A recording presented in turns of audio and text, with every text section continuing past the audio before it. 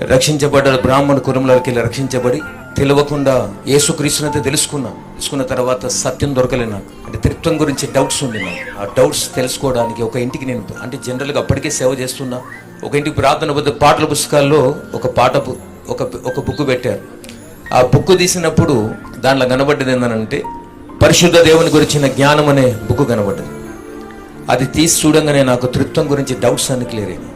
అది చదివి దాని తర్వాత అయ్యగారికి ఫోన్ చేసి కుక్కడపల్లి వెళ్ళాను, వారితో సహవాసం చేశాను. అంతేకాకుండా సాయంకాలం మా మెదక్లో ప్రార్థన ఉంటుంది. ఉదయకాలం నా భార్య నేను బండి మీద వచ్చి సండే సర్వీస్ కుక్కడపల్లి చేసుకొని మళ్ళా అక్కడికి వెళ్ళాను. అలా సత్యం తెలిసిన తర్వాత నేర్చుకున్నాం. వాక్యోపదేశం, వాక్యం ఎలా చెప్పాలి, ఎలా విరవాలి, ఎలా ధ్యానం చేయాలి అయ్యగారిని చూసి నేర్చుకునే చాలా ఉన్నాయి.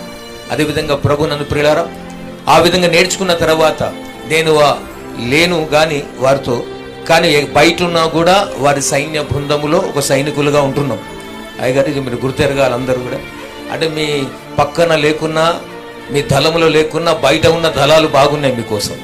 దేవుని స్తోత్రం, హల్లెలూయా.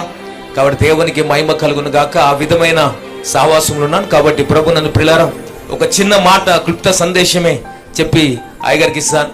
ఎక్కువసేపు చెప్పడం లేదు. గురువు ముందట శిష్యుడు ఏం మాట్లాడగలడు?